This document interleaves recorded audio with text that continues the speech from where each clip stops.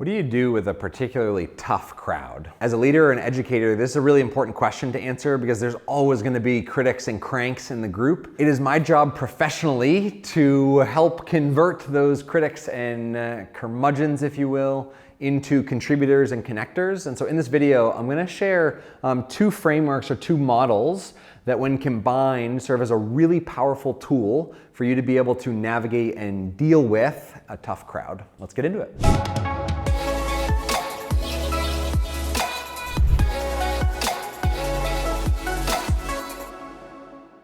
So the first model, I actually want to walk you through visually a little bit and use the space here. In some of my previous videos, you might have heard me allude to this model, and today we're going to do a little bit more of a deep dive in it because when you have this language, you have so much more choice and power in how you navigate a particularly tough crowd. So as I'm moving over here, recognize that a tough crowd could come in lots of shapes and sizes. They could come in, they were mandated to show up to a training that you might be leading. They're kids and seniors in a classroom that they don't want to be there. There's a number of reasons why someone might be a little bit more resistant or why you might have a tough crowd. So just to make it a little bit more sticky, at the risk of being in teacher mode here, I want to walk you through visually this model. So if I were to draw out a graph, line here and line across here. So this baseline right here, you want people to be above, because if you're trying to maximize impact in a group, you want people to be above the line, because above the line is where people make a difference, where they don't feel like victims of their own experience, etc. Below the line, right, people are either just cruising along or they actually feel like they're being pushed along by you against their will. That's a tough crowd. This under the line is a tough crowd. Above the line is like, these are people you want to work with. They're energizing gatherings, meetings, etc.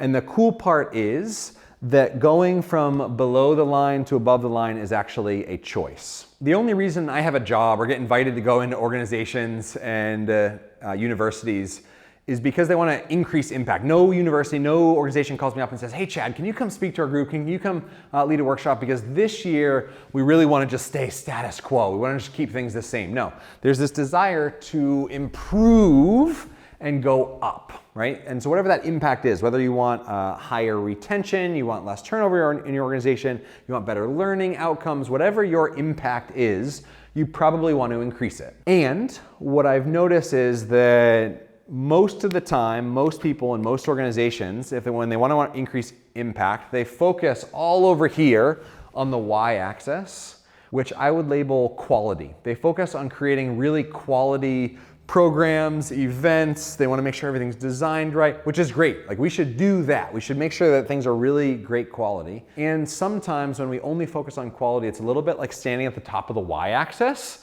and throwing a grappling hook over to impact and trying to pull up on that impact. Now, if my car breaks down, I'm not going to get a grappling hook and try to lift it off the ground. If my car breaks down, I am going to get a jack. I want a lift strategy that will allow me to lift up impact here in a less intensive way, because you can't, and here's why this is important. Underneath all this impact and this whole model is a bunch of messy human beings that are in different states of mind. And as I give you this language, these are very clearly states of mind, not traits of people, which is good for you because it means that it's changeable.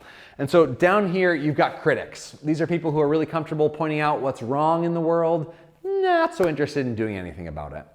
Up one step from that, you've got consumers. The way I think about consumers is like passively scrolling. They're kind of the employees that are like, oh, I don't want to stick my head up for fear of getting it chopped off, or whatever that dynamic is. And so they're kind of just cruising along. No one ever got fired for not saying anything is the mindset of a consumer, right? And then right here in the center somewhere, and to be honest, I don't know where I am on this digital graph in video form, but right here around the center, you got a really important turning point where you go from below the line to above the line. And above the line, you enter the land of contributors. And these are lovely people, or the state of mind is, I am not a victim of my world. The world's not happening to me. I get to actually happen to the world. The world is changeable and malleable, and I get to edit it. and maybe not the world, but my world. I get to edit and change my world. Even in a really bureaucratic organization, contributors see ways and possibilities to navigate throughout that bureaucracy, even if they can't change the actual bureaucracy overall. They are really good at weaving in between it.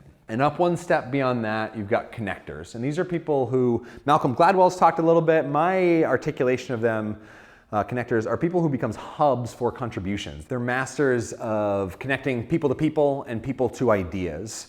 And so when you are living in the land of connector and contribution, your work as a leader and educator in terms of a tough crowd, like this is not a tough crowd, these are fun people to hang out with. So now that you've got that all laid out, I need to give the one more category, which doesn't even get space on the graph. They live way down here in the corner, and we're gonna call these lovely folks curmudgeons. These are people who are kind of living in a perpetual state of crankiness, and nothing you say or do will ever make a difference to how they are in that moment. Now that we've laid this foundation, the question is, how do we invite and create the environment for curmudgeons, critics, and consumers to choose to be contributors and connectors?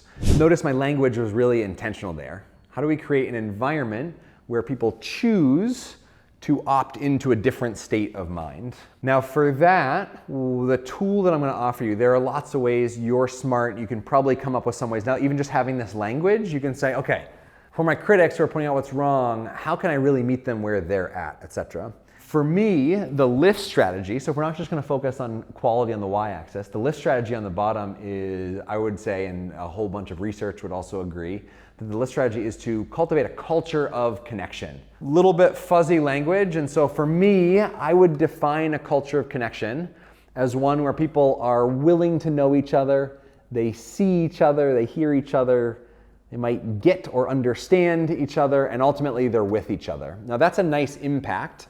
My question though is, how do we create this? That's the harder question. And that is what this side of the model in the pyramid answer.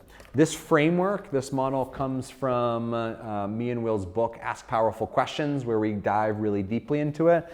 And what we noticed is combining this framework back here, the critics to contributors model, which we've tentatively labeled how do we make change happen. When we combine that model with this framework, what we noticed is you can actually set this pyramid on its side, and if you want to get critics to jump into the consumer bucket or consumers to jump into the contributor bucket, you can actually focus on each levels of these pyramid. To be really transparent, we're not sure which way it goes. We're not sure if it actually lays on its side this way to this model or this way. And I'm gonna invite you into a little bit of a thought experiment, and you can decide actually. So on this side, curmudgeons, people who are living in a perpetual state of crankiness, one way would be to get really crystal clear about what your intent is and share that with the people that it affects. Intention is a phenomenal way of inviting people into the game that you're playing together and rooting out manipulation. The problem is that curmudgeons sometimes can hear the rosiest, nicest of intentions and say, not for me, they don't understand me. Which is why I might be inclined to switch this model around and say that empathy is the starting point. And specifically the tool that we teach with empathy is describing the world as they see it. So if you have a particularly tough crowd, I would invite you to describe the world as they see it. Describe the world as they see it. Because if you're able to really do that and they actually feel heard, they might be willing to hear your intention. They might be willing to hang out in that consumer bucket and say, okay, I'm interested, I'm intrigued. So I've got a video that really maps out this model in depth that you can lean on its side and use to help create space and convert curmudgeons, critics, and consumers into contributors and connectors. For now, what I'd love to do is just offer you one concept that is really lighting me up lately. So I've had a bunch of teachers and philosophers in my life lately that have been pointing at the dynamic of the fact that fear is the opposite of love. And so anytime I hear something from like 10 different people, I'm like, okay, there has to be maybe some hint of truth in this. Here's the thing though, going from fear to love, thinking about like a tough crowd, like whoa, we're way far away from love. They might not be fearful, although they probably are implicitly fearful that their time is gonna be totally wasted. What I would invite as a stepping stone between those two larger concepts is curiosity. I would say that curiosity, being really genuinely curious about people, is a really nice stepping stone to convert from fear to love, but also from like really negative, tough crowd to more open, positive, creative. And so with the curmudgeons, what we typically do is say, oh, you're a curmudgeon, let me keep you at an arm's length and push you as far away as possible. What I would invite is for you to lean totally in, care about them, and ask them questions. Maybe not in front of the entire group. Because sometimes when you're curious about a curmudgeon, they just spew their negativity all over the place. How to deal with a tough crowd is a really impossibly difficult question to answer in one single video. Hopefully the frameworks that I've offered to you here get you started, and the videos linked right here will be a good next step. My job, like I mentioned in the beginning, is sorting out and dealing with these dynamics within organizations and universities and schools. And so if you want more resources and you want to go deeper, there's a link to a whole bunch of free resources that we share. Tools that you can actually use, exercises that you can make happen to convert some of those critics and cranks into the land of contribution and connection. I'm Chad. Have an awesome day.